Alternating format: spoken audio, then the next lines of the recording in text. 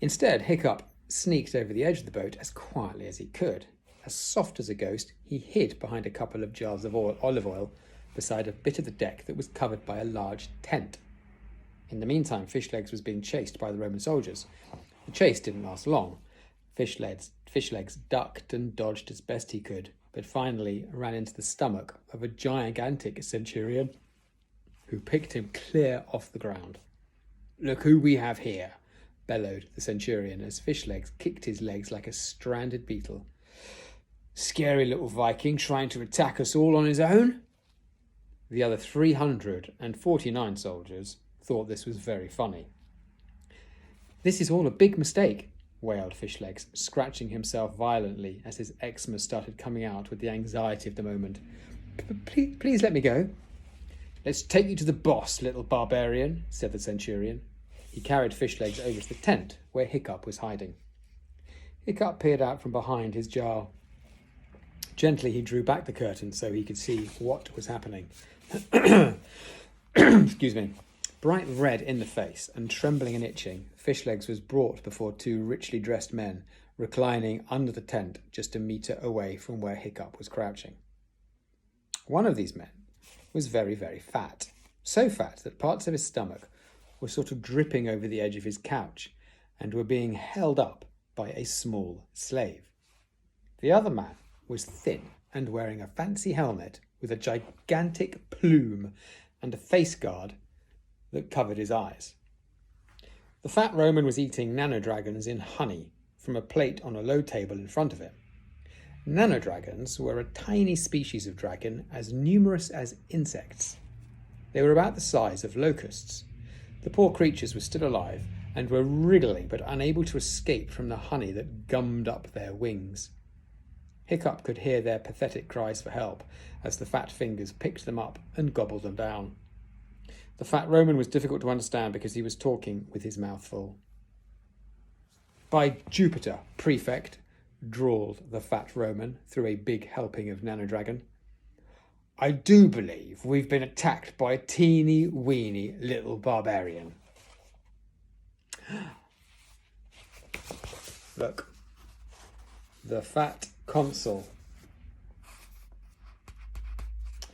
So we learnt about consuls. We learnt about consuls in our history lesson.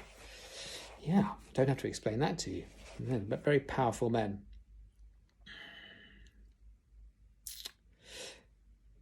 "So we have consul," replied the thin prefect. "I recognise this one.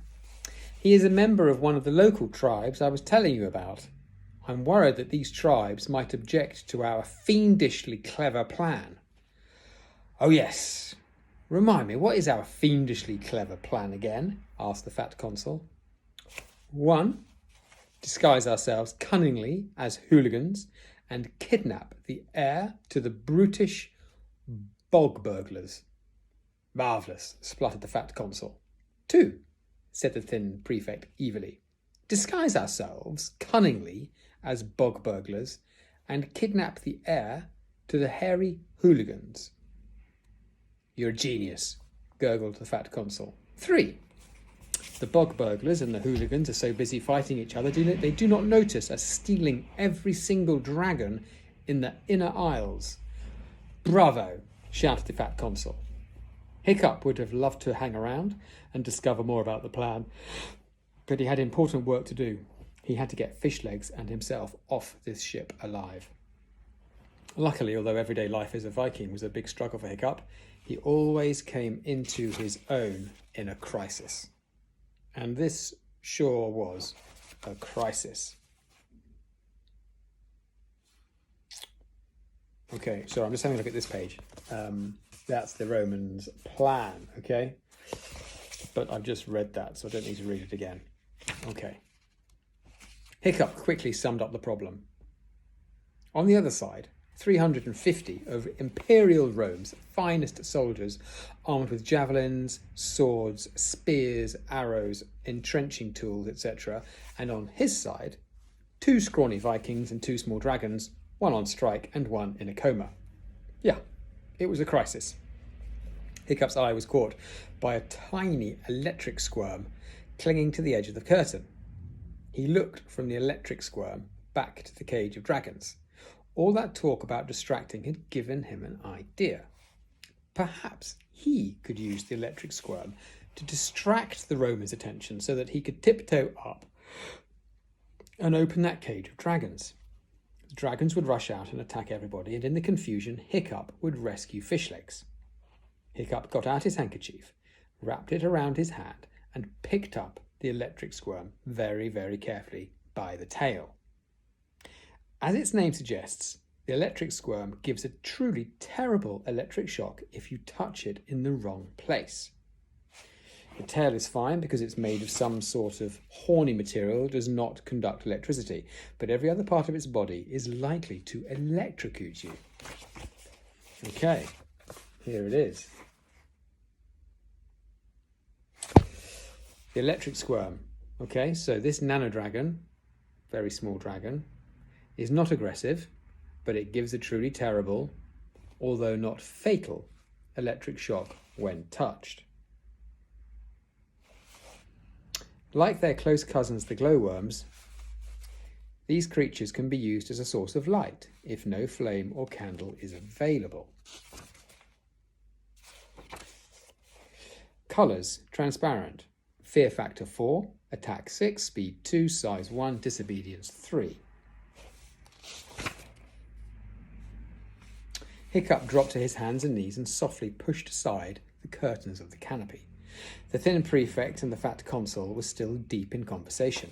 The fat consul had nearly finished his nanodragons in honey. There was only one nanodragon left on the plate, struggling to escape. No one was looking at it. The two men were far too busy talking. Hiccup crawled forwards, reached up and removed the nanodragon, putting it in his pocket. At least he had saved one of the poor creatures. He replaced the nanodragon with the electric squirm, which was almost exactly the same size. Hiccup then crept away towards the cage of dragons. Still talking, the fat consul reached out with one fat hand to grab another portion of nanodragon. His porky fingers scrabbled around in the honey for the final juicy morsel and closed around the stomach of the electric squirm.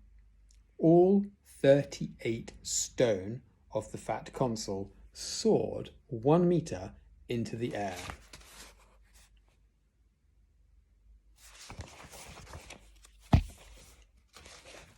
His hair stuck up and out like a hedgehog. Sparks flew out of his ears, and his great blubbering mounds of flesh lit up with a strange blue light and quivered and shivered and wobbled and jiggled hysterically like a truly gigantic pink jelly that has been struck by lightning. A few seconds later he fell to earth again. His toga turned to ashes around him, and the vast flabby acres of his enormous stomach went on wobbling for the next 10 minutes. While everybody's attention was being drawn to the fat consul doing a one-man impression of the Northern Lights, Hiccup quietly lifted the wooden bar of the dragon's cage.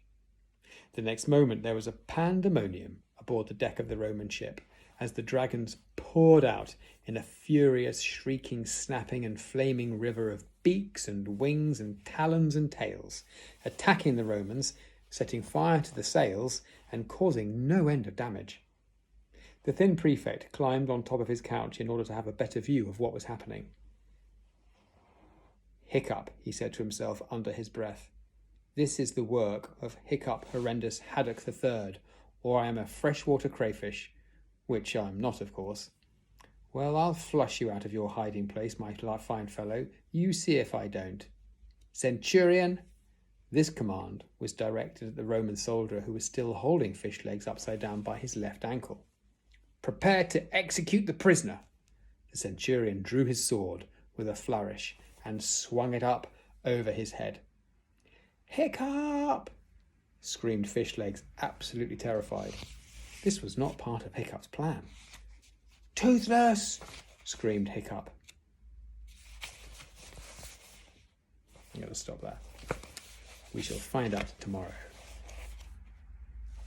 how they escape. If they escape. Okay. See you tomorrow. Bye.